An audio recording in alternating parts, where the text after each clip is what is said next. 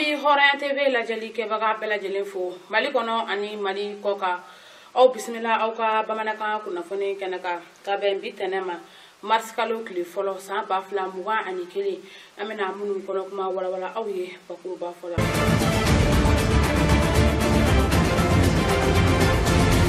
suro wajulu kene belebele o koni sigira bako jikroni herama kono ni rekoro ankara mo ba sidna shok maru sedu kulibali aleka dubai ndala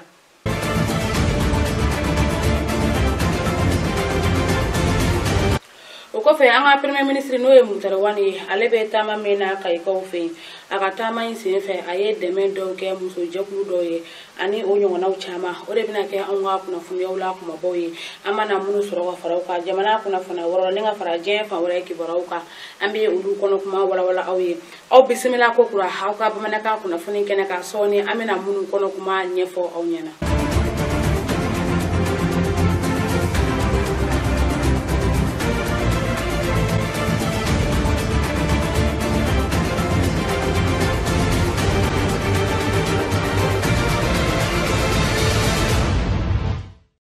Kaben kunu karima février kalo kile muga ani shegi samba fla muga ani kele fan club zigri basedu keta ulu kone wajulu kene belebele nyana maya bako jukroni herema kono ne rakoro ankara mugo ba sidina Sheikh Umaru Seydou Kulubali El Farouk aleka Dubai ndala min kera sababu ma ba chama ulu tume kene konnana ka damine jamiatu igmantan ani kan nyon chama munu bora Bamako anate mundula mingira nusoja bay kasaka kamusoni kuma kana ojimas ne ko alebna nyefoli chama kanye Horan TV tola Dimanche février kalo kile muka ani sheki san bafla ani muka ani kile rajaba kalo kile ta ani woro san bakile keme nani ani binani ani fla wajulu kene bele nyene mayara silameya du badala bako jikoro nere makono nere koro Bamako sigida duruna konala min nyemaya ani abunya bela jinin tun talendo ka nyeshin wati dangilema Elhaj Sheikh Umaru Seydou Kulibali alaka kabako aka dine konala ikmadin islamia dajuru samaba ikmadin islamia ka misaliya tayoro nyuma ikmadin islamia ya ka kunye ubela jile nyene boba Faruku wajulu tumbe teneshu okum konala omiye ladaye Faruku ni daliba ma uninyanche kasatan ikmadin islamia jediu ani kanunyo ubela jele laidudu tene ambi nisoja ni Mustafa ka bangeniye kana dukulu sanfɛ min tun faralendo ni wajulu kene belebele kan tuguni o de ikmadini islamia zigiri dalaw kɛrɛnkɛrɛnniyala zigiri ba Seydou Keita ni o ye lasakaw ka den mandi ye kulu min sigira ale tɔgɔ la ni o ye fan club zigiri ba Seydou Keita maaw ye olu ka lancement o fɛnɛ kɛra ka bɛn ni tɛnɛsu in o kɔni ma ba Seydou Keita ale ye zigiri dala ye ikmadini islamia kɔnɔna la min bi bɔ lasakaw fɛ Bamako ale sigida 4 na kɔnɔna la karamɔgɔw bɛɛ lajɛlen cɛla a ye cɛ min sugandi o ye cɛ ye bi cɛ min ka cɛsiri ka bon ka tɛmɛ cɛtɔw ta kan ni o ye Faruku ye k'a fɔ mangutukɛlaw tun bɛ Mustafa nɔfɛ cogo min na kisi ani nɛma bi a ye o cogo kelen fɛnɛ don a na Alahu subhanahu wa ta'ala tanto ka kira tanto kisi ani nɛma bi a ye ani Faruku ka kɛtaw n'a ka cɛsiriw ka se ka olu fɛnɛ lase diɲɛmaa ma i n'a fɔ cɛw tun bi a kɛ cogo min na Mustafa nɔfɛ kisi ani nɛma bi a ye o de kama ikmadini islamia jɛdenw fana ye a ye ani kanuɲɔgɔnw k'a fɔ zigiri ba Seydou Keita ani zigiri dala bɛɛ lajɛlen ni dɛmɛ ka kan o de kama nin club in a ye don ye dugukolo sanfɛ laɲini foyi tɛ club in bolo fo ka zigiri ba Seydou Keita dɛmɛ mission min bi a bolo o bi se sabati cogoya min na ni wulikajɔw ani cɛsiriw ani programu ɲɛnɛmaw olu bɔlen ye u fɛ ni setigi Ala faama ale ka jɛn ye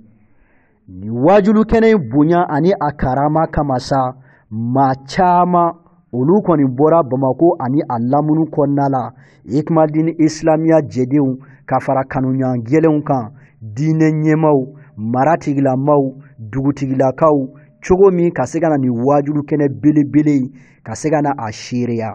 nɛgɛ kaɲa 23 waatiw Ela Sheikh Umar Seydou Coulibaly waati dangele ka fara a ka denbaya bɛɛ lajɛlen kan u donna kɛnɛ kɔnɔna la Faruku bisimilalen kɔfɛ ni bonya ani karama ni nisɔndiya dafalen ye baaraw daminɛra ni kuranɛkalaw darsudiw discourdiw ani diinɛ ɲɛmaa minnu tun bi kɛnɛ kan olu ka folikanw ye kuma ɲɛ kelen dɔrɔn minnu bɛɛ lajɛlen ye Faruku ka cɛsiri yira minnu bɛɛ lajɛlen ye Faruku ka wulikajɔ yira minnu bɛɛ lajɛlen y'a yira k'a fɔ Faruku jɔda min bɛ a la bi dugukolo sanfɛ ani bonya ka kan wa Ala ka kɛrɛnkɛrɛnnen don dugukolo sanfɛ kumakɛla ninnu bɛɛ lajɛlen ka kumaw larawele ani u tɛmɛnen kɔfɛ ka bɔ yen sa bonyamasegin ani waliɲumandɔn kama Zigiri Ba Seydou ka clubu maaw u ye Daliba ma kumakan ta k'a di Faruku ma kun foyi ti o la ko Faruku sɔnna ka Daliba ma ka sira sanuman ka o yira u la u ma foyi fɛnɛ bɛ Faruku da ni Daliba ma kumakan tɛ o min bɛ sɔrɔ Kuranɛl Karimu o kɔnɔna la o tɛmɛnen kɔfɛ ka bɔ yen hali sisan Hikmadini Islamiya jɔnjɔnba ni o ye a drapeau ye ni a couleur ye binkɛnɛ bilenman ani bula ye o fɛnɛ tara ka di Faruku ma kun foyi ti o la kɛlɛbolo kelen ka se ka kɛlɛ kɛ cogo min sebaya bi se sɔrɔ dugukolo sanfɛ o baara ninnu bɛɛ tɛmɛnen kɔfɛ ka bɔ yen Ela Sheikh Umar Seydou Coulibaly Faruku a ye kuma ta Ala ka diinɛ tiɲɛ a ye o larawe jama ye sanayɛlɛ min an ɲɛsin bɛ o ma o lasera jamakulu ma foli kɛrɛnkɛrɛnnenw tara ani ladilikanw tara ka ɲɛsin fan club Zigiri Ba Seydou Keita n'a ka cɛdenw olu ma ani Hikmadini Islamiya zigiridala bɛɛ lajɛlen denfa Musa Konta adjudant ka fara a furumuso Awa Jalo kan folikan kɛrɛnkɛrɛnnen kɛra ka ɲɛsin ninnu bɛɛ ma nɛgɛ kaɲa 2 o tɛmɛnen ni sanga 30 ɲɔgɔnna bɔɲɔgɔnko ye ni wajulu kɛnɛ belebele kun cɛra ni duwawukolo gɛlɛnw ani hali sisan maa caman kɛli ye ka layidu ta ka fara Hikmadini Islamiya jɛdenw kan an ka jɛn ka mɔnɛ bɔ Daliba ma ka diinɛ la an bi duwawu de kɛ Ala ka sanayɛlɛ nata yira an na araba marsi kalo tile 10 san 2021 Bako Jikɔrɔni Ntolaci terrain ba sanfɛ hali bi an bɛ to Bako Jikɔrɔni hɛrɛma kɔnɔ nɛrɛ kɔrɔ an karamɔgɔba Ela Sheikh Umar Seydou Coulibaly ale ka duba da la fan club Zigiri Ba Seydou Keita olu ye wajulu kɛnɛ belebele min na ɲini wajulu kɛnɛ in okumu kɔnɔna na i n'a fɔ aw bɔra ka a jaw ye cogoya min na olu tɛmɛnen kɔ an karamɔgɔba Ela Sheikh Umar Seydou Coulibaly ale yɛrɛ ye kɛnɛ sɔrɔ Faruku ye a ka nisɔndiya yira ne ni aw an ka Ela Sheikh Umar Seydou Coulibaly ka kɔrɔfɔw lamɛn nɛgɛ kaɲa 23 waatiw Faruku kɛlen kɔfɛ ka kɛnɛ sɔrɔ ani kumakɛlaw ka kumaw bɛɛ lajɛlen tɛmɛnen kɔfɛ fo ka taa se kadodiw ni o ye kuranɛ ni enveloppe ye ka taa se hali sisan Hikmadini Islamiya drapeau dili ma Faruku ma n'a jara Ala ye Faruku yɛrɛ ye kuma ta Faruku kɛlen kɔfɛ ka kuma ta waati min na waati bɛɛ lajɛlen ni a kuma don wa kuma bɛɛ lajɛlen yɛrɛ fɛnɛ ni a kɛyɔrɔ don folikan kɛlen kɔfɛ ka ɲɛsin bɛɛ ma sa Faruku ye sanayɛlɛn tɛmɛ ta maaw ye sanayɛlɛn min ni an bi o waati la sisan a ko setigi Ala y'a fɔ kuranɛ ba kɔnɔ Ala min ka bon n'a se kɔrɔtalen don Ala ko Muhamadu dusukun bɛ nkalontigɛli kɛ fɛn na a ye min ye ma kazaba al-fuadu ma ara ko Muhamadu dusukun a bɛ nkalontigɛli kɛ fiyewu fɛn na a ye min ye n'o ye Ala ye ko kira ye Ala yeli min kɛ ko a dusukun ma nkalontigiya fiyewu a y'a sabati k'a tiɲɛtigiya nin ye Ala ba yɛrɛ ye min ye danfɛn bɛɛ daba ye Suratu Najmi na aya 11 Faruku ma sɛbɛn dɛ muwasirinaw b'a fɔ ko nin ye Jibirila de ko ye e ni Ala cɛ mɔrɔ kira bi Jibirila ye ko kira dusukun b'o nkalontigiya nin ye Jibirila ye walima nin tɛ Jibirila ye Jibirila ka bon koyi danda bonya la mais kira kɔrɔla de tɛ tari ma faamu ni an bulu in yelen ka de o tɛ tile bɔlen ko ye dɛ ni tile bɔra kaban an bulu bi faga de saw moro Jibrila be mini Ahmad al-Bashir koro sallallahu alaihi wasallam Jibrila teo o tumana Jibrila bi bonye ka yanga ka teme kira ka foka ta se kira boye ke dawla fo ala yere bo fo ko dusuku me galundigali ke aka Jibrila yeli la Jibrila bi bonye ka so hakema Jibrila ko ne gabo na kira korona te ka so hakela de ko kira dusuku me galundigali ke fena ayemi ala de ko do Jibrila ko te tarima fa ono me be masa min be ni mai bi se ka ko na tie ko ni te badin ven na blala kena kai so na ibana ibado mana ala ko kira dusuku me galundigali ke fiu fena ayemi nye no ya ala yi tarima fa ne o de fo karamo yi abi kwa la chuo de ko kira ya ala yi kira ka ala yi o bi dobo ala valeur lawa abi dobo ala ka sifatu dolawa abi dobo ala ka defale ya dolawa abi naga sido de se ala mawa wal ma bi ma mutu wera de se ala ma mini ala ya ma mutu tikiri muro kira ka ala yi o bi se ka kira bo kira ya hukumu konona na kabina martaba wera la mina mangawa umana kira manga ala yewa kira ni ala yeni manga wa kira ka ala yewa valeur ni bonya de kira yewa wal mo bi dobo kira ya bonya de na o kira ka ala yewa bi munche ala yi ko bi feno na ka she ala la na ya sura siga kele do ko ala ko nyewte ne yi d'accord nyewte ala yewa jena ya di me la harara bi ali jina ko ala bi qur'ana yo sabati wakire ala yora mi otejeya oya sura temenani la haraka o ko fe ala ka fo nyewtene alai d'accord na famuna te nyewtene alai menene ala yere ya kanu nyemi nyenye yalo bi haramu ya ala kawa ala tiyere so ko masaya muro ko kira tusunga garutgali ke fena ayemi nye no ya alai aya ye ka sabataka ka ye aye ko keve yere la kadala ko ni ala yere ma inglene wodi o kera dere ke bara ka rajaba klim wala wala bla shuma ko ni arabanna takum yondo ala ka jirana bago jugoro ni bolondere ka na yo gonzoroi anna fura to bo woro nyama tarima fa amma ka sadi modu keita de la sawosa menyine ka ga bago jugoro ni yawe jamana na tugo yayi murani jiera la halay kuma be ba kala ma tugo bena tarima fa udela nya wasa ni bago jugoro ni tere ni na la halay kama mene ala sona ledu ba no la tomo nunu bunyeni no bunya korotalla afle wati mina ne atuna to sina neni wati ntemela mura amina sadiba nunu mine iba fo la dala mu ba mine tuko mina ala ka wati nyuma teme ka bete ma me mana manyana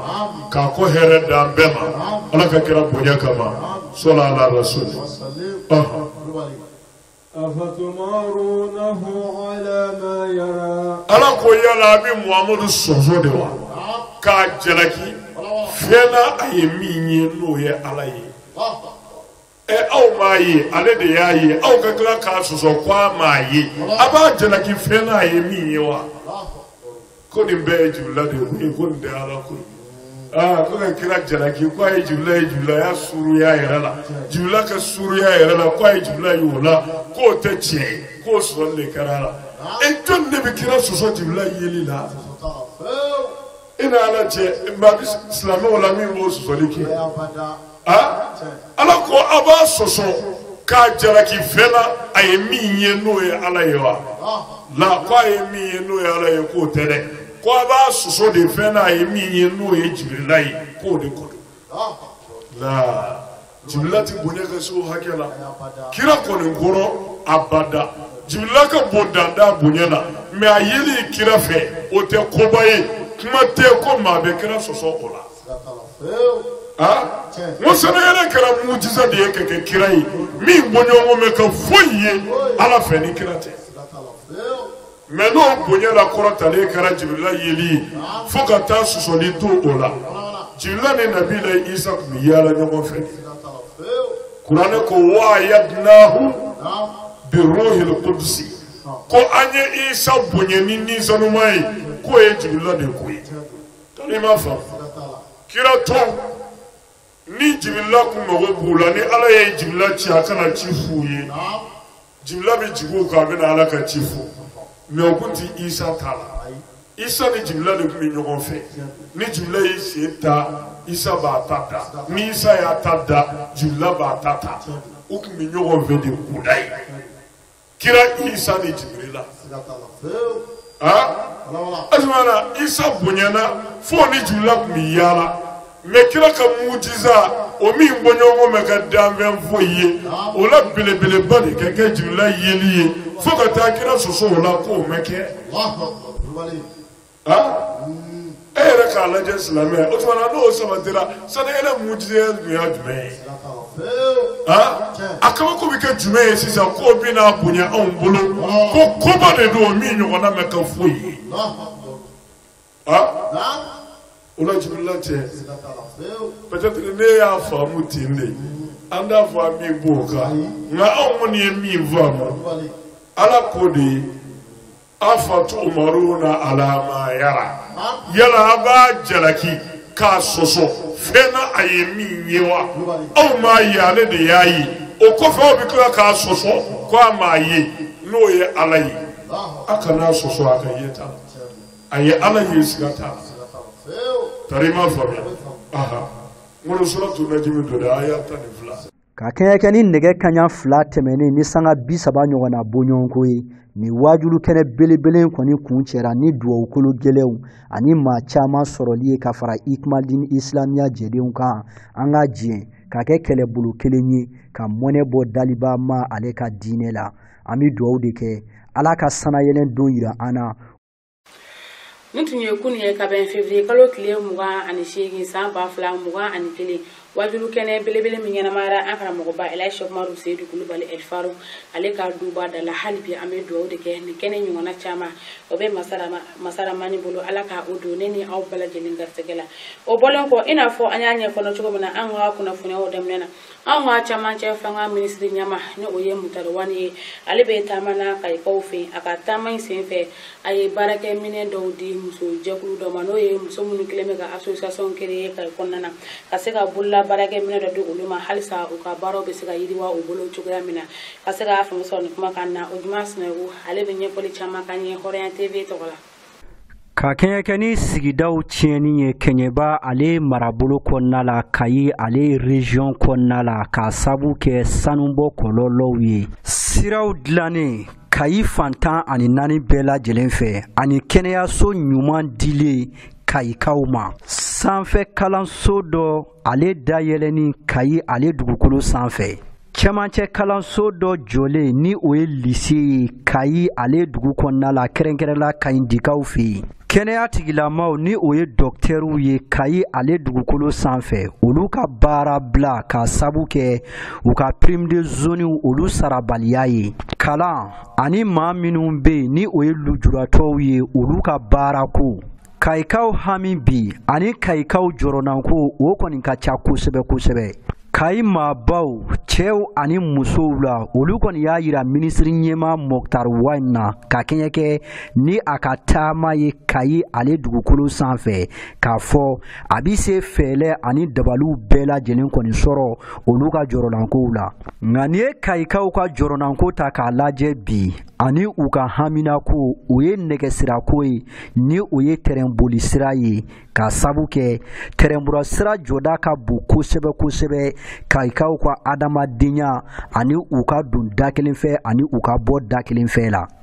Kay société civile président ni oye Mamadou Koulibaly ye ale kɔni y'a yira k'a fɔ ni ye nɛgɛbolisira ta k'a lajɛ bi a b'i n'a fɔ buna adamaden fan dɔ kayikaw ka adamadenya la n'a ma ɲa k'a fɔ buna adamaya tɛ se kɛ ni kunkolo tɛ ko ni tɛrɛn ti kayi o kɔrɔ kɔni ye k'a fɔ kunkolo fɛnɛ ti kayikaw la hali bi Mamadou Koulibaly a y'a yira k'a fɔ ni ye nɛgɛsira tigɛ ka bɔ kayikaw la o kɔrɔ i ye buna adamaden farikolo fan dɔ tigɛ ka bɔ a farikolo la minisiri ɲɛma Mokhtar Wane kɛlen ka kuma ta a y'a yira k'a fɔ kayikaw u ye kuma fɛn o fɛn fɔ i n'a fɔ an ye a fɔ daminɛ la cogo min na sirako kɛnɛya ko kɛrɛnkɛrɛnnenya tɛrɛnboli sira o ni a ɲɔgɔnnaw ka taa se lakɔlisoko ani kalankow bɛɛ lajɛlen ma ko a bɛɛ lajɛlen kɔni sɛbɛnna wa a bɛɛ lajɛlen marala yɔrɔ la yɔrɔ min ni u tɛna ɲinɛ a kɔ a bɛna kɛ u ka baara fanba dɔ ye waati nataw la wa waati telima u kɔnɔna la fana minisiri ɲɛma Mokhtar Wane y'a yira k'a fɔ ka kɛɲɛ ni lujuratɔ olu ka baarako ye hali dɔgɔkun tɛmɛnen dɔrɔn ka kɛɲɛ ni ale ka programu ɲɛfɔli ye CNT maaw ye ko a da sera a yɔrɔ ma wa a bi u ka programu fana la Kay société civile ani a maaba minnu tun bɛ kɛnɛ kan minisiri ɲɛma Mokhtar Wane ka kɔrɔfɔw bɛɛ tɛmɛnen kɔfɛ u ye folikan kɛrɛnkɛrɛnnen ta k'a ɲɛsin Kayi kɛlɛkɛcɛw ma surtout an bɛ waati min na i ko sisan u kɛlen ka Kayi fantan ani naani bɛɛ lajɛlen minɛ k'a lakana ani ka maaw bolofɛnw lakana i n'a fɔ a ka ɲi ka kɛ cogoya min na soldasiw ani kɛlɛkɛcɛw bɛ munumunu salo minnu kɛ nin waati in na n'an k'a ma ko patrouille ko o kɔni b'a la ka nɔba dɔ bɔ ni waati in na kayikaw fɛ yen o kɔrɔfɔ mɛnlen minisiri ɲɛma Mokhtar Wane fɛ a y'a yira k'a fɔ o ye nɔ bila ale dusukun na o ye nisɔndiyakoba ye wa u ka programme na a b'a la ka fɛɛrɛ bɛɛ sigi sen kan cogo min lakanabaw bɛ se minɛn sugu bɛɛ sɔrɔ ka se ka maaw ani u bolofɛnw lakana ni waati gɛlɛmanba in kɔnɔna la nka ka maaw hakili lajigi k'a fɔ sanni nin baara ninnu bɛɛ cɛ minisiri ɲɛma Mokhtar Wane taara foli bila Kayi maabaw la cogo min u bɛ se duwawu kɛ cogo min cɛmancɛla fanga in bɛ se ɲa cogo min na u bolo bɛn ani kelenya bɛ se sabati faso Mali o kɔnɔna la ka hakililajigi kɛ k'a fɔ tuguni minisiri ɲɛma Mokhtar Wane a kɛlen ka nin baara ninnu bɛɛ kɛ a yɛrɛ y'a ka defu sɔrɔ kalanso min na ni o ye Kayi kaso ale kalanso ye a taara ka taa ɲɛjɔ o kalanso kofɔlen in na minisiri ɲɛma Mokhtar Wane a y'a yira k'a fɔ hali bi u hakili b'a la wa u mako bɛ bɛɛ lajɛlen ka dɛmɛ na ani bɛɛ lajɛlen ka hakilina la cogo min Mali bɛ se bɔ nin waati gɛlɛmanba in kɔnɔ n'an bɔra yen nɔ an bɛ taa Koro mara la kɛrɛnkɛrɛnnenya la fula minnu bɛ yen ni ka fara dɔgɔnɔ minnu bɛ yen olu kɔni ye bɛnkan sɛbɛn dɔw tigɛ nɔ bila min bɛna kɛ sababu ye k'a yira k'a fɔ kɛlɛ ni kɔni ye o bannen ye pepewu k'a bɔ kɔrɔyanfan na kɛrɛnkɛrɛnnenya dɔgɔnɔ ani filaw ni ɲɔgɔn cɛ ka se k'a kun sɔrɔ ni kuma kan na hali bi an ka ɲɛfɔliw lamɛn Hɔrɔnya TV tɔgɔ la an bɛ taa Mopti ale marabolo kɔnɔna la kɛrɛnkɛrɛnnenya la Korokaw fɛ nin waati in na yali nin tɛna kɛ tile kura bɔlen ye Koro ani a lamunu maaw bɛɛ lajɛlen bolo wa ka kɛɲɛ ni hakilina min ni o bɔra dɔgɔnɔw la ani filaw la Koro ale marabolo kɔnɔna la ni bɛnkan sɛbɛn dɔ kɔni bolonɔbilali ye min bɛna kɛ sababu ye ka bɛn ani kelenya ka o don ni maa kofɔlen ninnu ni ɲɔgɔn cɛ waati la waati min ni gɛlɛya bilen o bi faso Mali kɔnɔna la ka kɛɲɛ ni nin bɛnkan sɛbɛn kɔni bolonɔbilali ye filaw ani dɔgɔnɔ minnu bɛ Koro ale cercle commune 16 kɔnɔna la olu bɛɛ lajɛlen kɔni y'a yira k'a fɔ u bɛna bolonɔbila sɛbɛn kɔni kɛ cogo min bɛn min ni bɛɛ lajɛlen bi k'a ɲini bi o bi se sabati Koro ale marabolo bɛɛ lajɛlen kɔnɔna la ni bɛnkan sɛbɛn kɔni ma sabati fiyewu fo cɛ dɔw ani muso dɔw ka kuma ɲɔgɔnya ani u ka cɛsiri fɛ minnu ni an ko u ma ko monobemu o ye dɔgɔnɔkan ye a français sa o ye vivre ensemble ye ni o ye an bɛɛ lajɛlen ka jɛn ka balo ɲɔgɔn fɛ ka sigi kɛ ɲɔgɔn fɛ bɛn ani kelenya kɔnɔna la ni bɛnkan sɛbɛn min filɛ nin ye maaba caman o kɔni tun bɛ a kɛnɛ kan ka kɛɲɛ kɛ ni a waatiw ye nanzarala jɛkuluba Union Européenne olu ka cidenw tun bɛ yen fo ka taa se minisiri min ni ale ɲɛsin bɛ malidenw bi se don da kelen fɛ cogo min ka bɔ da kelen fɛ ni o ye ministère de la réconciliation maaw olu ye. Marcelin Gengere ni o ye ministre de la réconciliation ka chef de cabinet ye. Ministre ka ciden Marcelin kɔni y'a yira k'a fɔ ni bɛnkan sɛbɛn min filɛ nin ye a jara olu ye wa u ka dɛmɛ bɛ nin kulu ninnu ye fo ka taa se waati min ni o ka di Dalibama ye. Kelen kelen marabolo tigilama minnu bɛ korokaw fɛ yen kɛrɛnkɛrɛnnenya siya fɛn o fɛn bɛ yen dɔgɔnɔw ka taa se filaw ma ani siya tɔ minnu bɛ yen u bɛɛ lajɛlen ye u ka bɛn kuma fɔ ani k'u ka nisɔndiya kumaw fɔ o min ni o tɛ bɛn o tɛ se sabati wa ɲɛtaa kuntagalajan o tɛ se sabati fiyewu. Bɛɛ kɔni ye u ka wele da ka ɲɛsin koro maradenw ma a komini 16 bɛɛ lajɛlen cogo min ni bɛn kofɔlen min filɛ ani ni bɛnkan sɛbɛn min filɛ a bi se lawaleya mankan minnu bɛ yen o bɛɛ lajɛlen bi se ban cogo min na pewu. Ka kɛɲɛ kɛ ni koro maradenw ka ni waleya in ye ni ɲɔgɔnna ka ɲi ka kɛ Mali fantan ani 4 bɛɛ lajɛlen fɛ cogo min na an bɛ ka bɛn min ɲini kabini waati jan o bi se sabati cogoya min na an bi dugawu de kɛ Ala ka nin kɛ tile kura bɔlen ye koro a komini 16 bɛɛ lajɛlen kɔnɔna la. halibi an bɛ dugawu de kɛ Ala ka nin kɛ ɲɛtaga ye halibi Ala ka bɛn ani kelenya Ala ka o sabati an faso Maliba in kɔnɔna na ne de b'a to an bɛ taa diɲɛ fan wɛrɛ kibaruyaw la o juma sinɛko ale sera ka jaa minnu fara ɲɔgɔn kan ka bɛn bi tɛnɛ ma mars kalo tile fɔlɔ san 2021 ne ni aw an ka ɲamada o jaw fɛ.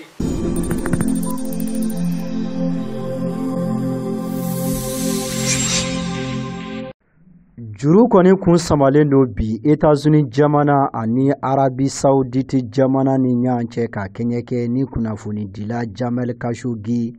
ale bɔnɛli a nina san 2018 ale octobre kalo tile 2 waati olu kɔni ye.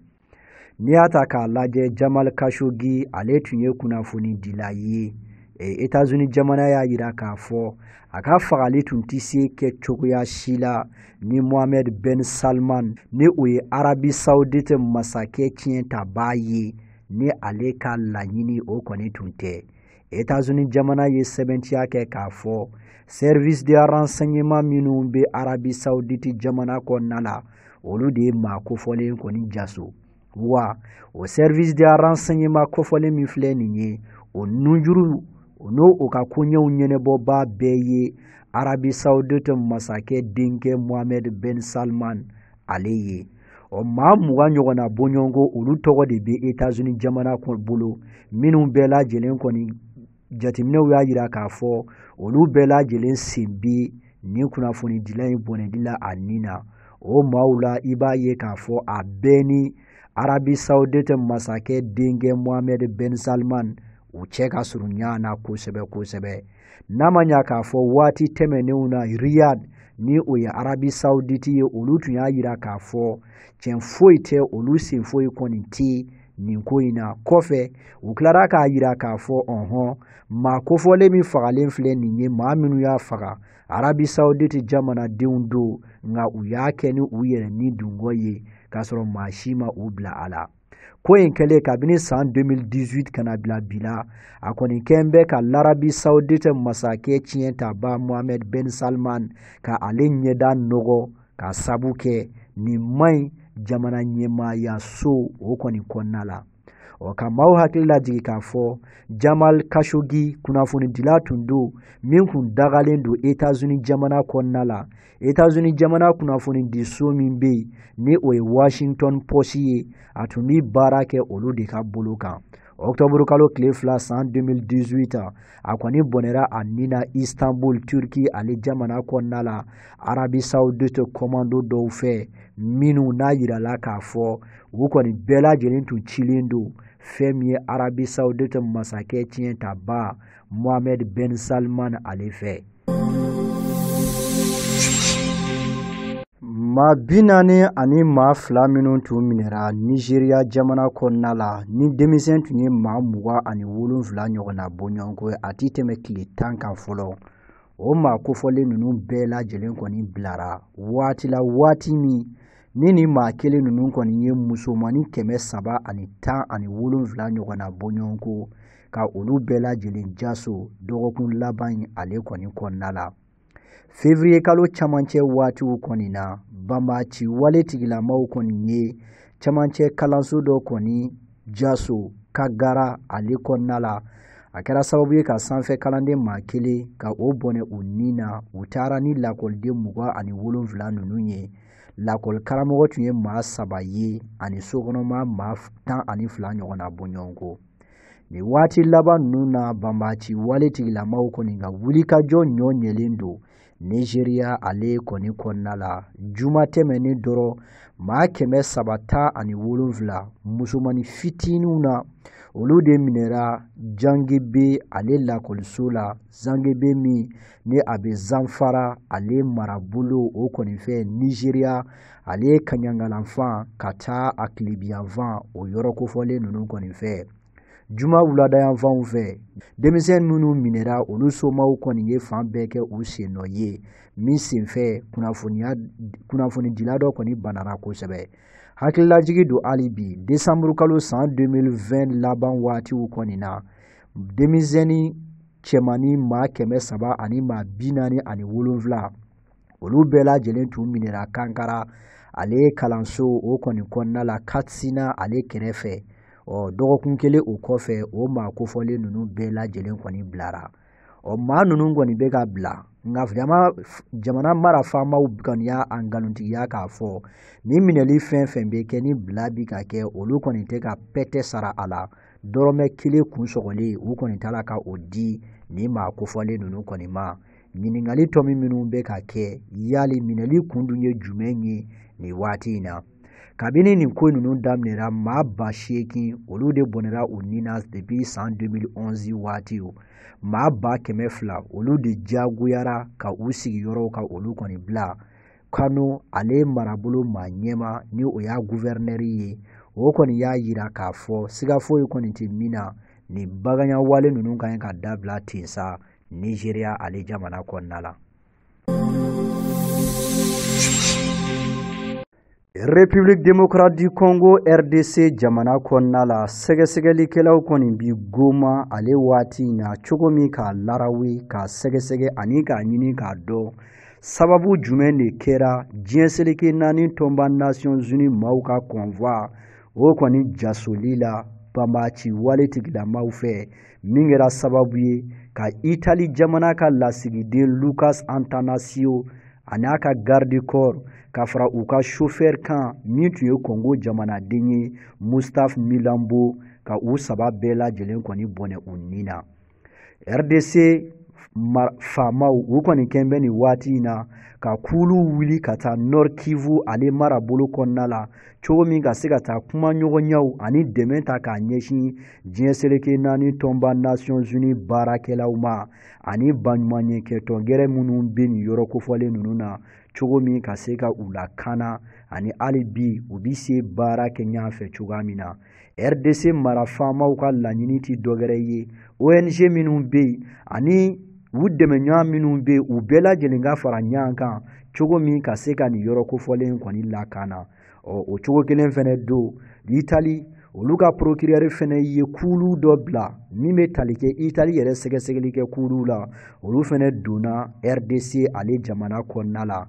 Kabini araba tɛmɛnen RDC ni o ye République démocratique du Congo jamana ye a b'i ka sariya kuraw ani fɛɛrɛ kuraw sigi sen kan cogo min jamana gɛrɛden maa minnu bi u ka jamana kɔnɔna la olu ka lakana bi se sabati. An bɛ taa Russie ale jamana kɔnɔna la maa 8,000 ɲɔgɔnna bɔɲɔgɔnko Russie jamanadenw na ani jamana gɛrɛw ka lasigidenw na Russikaw fɛ yen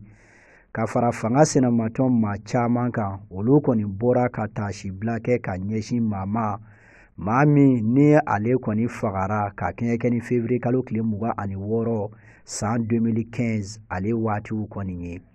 a kɛra pɔn dɔ sanfɛ ni o ye babili ye mɔsukaw olu kɔni fɛ yen maa gɛrɛ tɛ a tɔgɔ Boris Nemtsov. Boris Nemtsov kɔni tun ye maa ye maa min ni a kɔni jɔda bonyara kosɛbɛ fanga sɛnɛmatɔ maaw ka fanfɛla la Vladimir Putin ale sinayali la.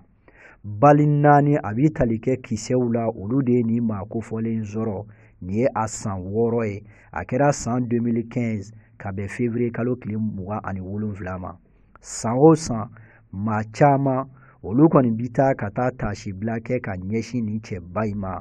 Ka kɛɲɛ kɛ ni baɲumankɛtɔ Comteur Blanc maaw ka kɔrɔfɔ ye maa minnu kɔni sen donna ɲinanta la a b'i taa se maa 8,000 ɲɔgɔnna bɔɲɔgɔnko ma. O maa 8,000 na fanga sɛnɛmatɔn cɛbaw politikimaw olu tun bi a la. Grigori Lavlinsky ni o ye fanga sɛnɛmatɔn maa ɲɛmaaba ye ale tun bɛ yen. Jamana gɛrɛw ka lasigiden caman olu fana tun bɛ yen i n'a fɔ nanzarala jɛkuluba Union Européenne jamanaw, États-Unis jamana ani Royaume-Uni ale jamana. Nemtsov maa do maa min ni misaliyaw bi ta a kan Rusi ale jamana kɔnɔna la hali n'a ma ɲa k'a fɔ a fatura. Waati min na Boris Elstine ale tun ye minisiri ɲɛmaa ye o ka dangan o de tun ye nin maa kofɔlen nin ye. Ani Vladimir Putin ka sinaya o kɔni juguyara kosɛbɛ fo ka taa se a ka saya waatiw ma. Juillet kalo san 2017 maa 5 minnu bɛɛ lajɛlen tun bɛ bɔ Kokasa ale jamana kɔnɔna la san 11 ka taa se san 20 kaso ma o dara olu kun ka sabu kɛ olu nɔ bi a la. An bɛ don min na i ko bi maa kelen kɔni ma sɔrɔ fiyewu min ni bolo kɔni bɛ ɲɛsin o ma k'a fɔ o de kɛra sababu ye ka Boris Nemtsov ka ale kɔni faga nin cogoya in kɔni na. An bɛ taa Sahara Occidental ale kɔnɔna la ni Sahara Occidental kɔni ta k'a lajɛ yɔrɔ do yɔrɔ min ne banbaci walikulu dɔw dagalen don nin yɔrɔ kofɔlen in na. U ka yɛrɛma hɔrɔnya o kɔni nɔfɛ a bi waati bɔ.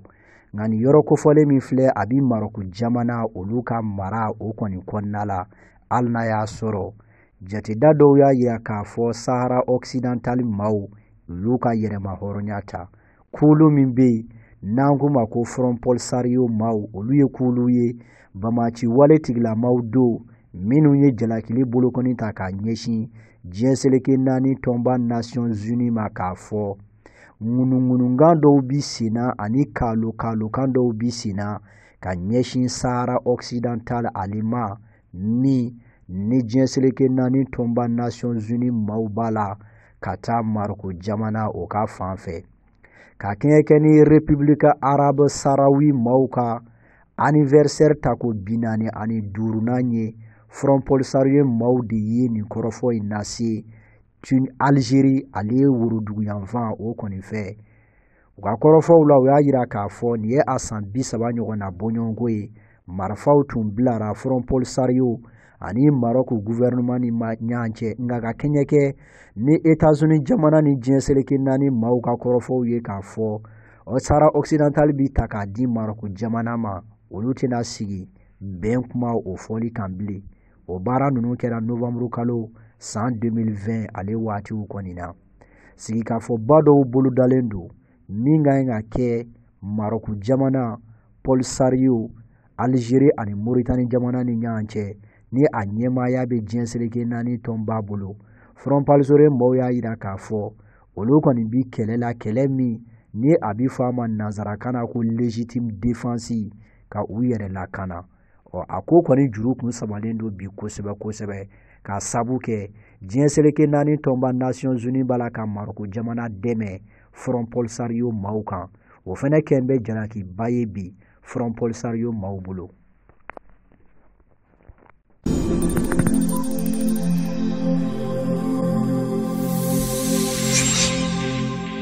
O de fana bɛ dansigi kɛ bi anw ka bamanankan kunnafoni na an bɛ dugawu kɛ an faso Mali Ala ka Maliba in kolo suma ka malidenw da kelen fɛ k'u bɔ da kelen fɛ bɛn ani kelenya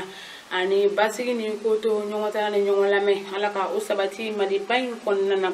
ala ka lakana sabati mali fantan ani nani konnana ala ko kanya ka ala ya bonya kama kira bonya kama akra mo la horama kama soli ala rasuli o balen ko on be do ke an yere karamo ko bay no ye sidina Cheikh Umaru Seydou Coulibaly El Farouki shija ani kene ya labon ko nyuma o be masara mani bolo ala ko di anaka demaya bela jelema ala ka mo bo ala mi bina jorota dine labarali okumu konna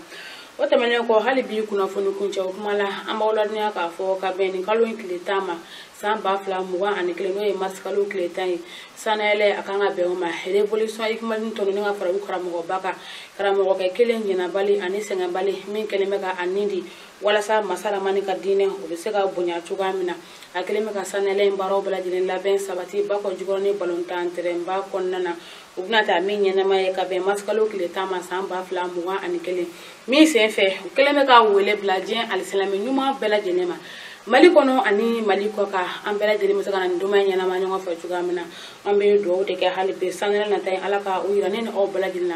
alaka ne ni o bela jile sanele kira bunya kama akara mo la horoma kama soli ala rasul ni de be dansi ke bi an ga ba mana kan kuna funina ka be bitene ma marskalo kle folo sa ba fla muga ani kele au ka me jen wati wore ni ala sona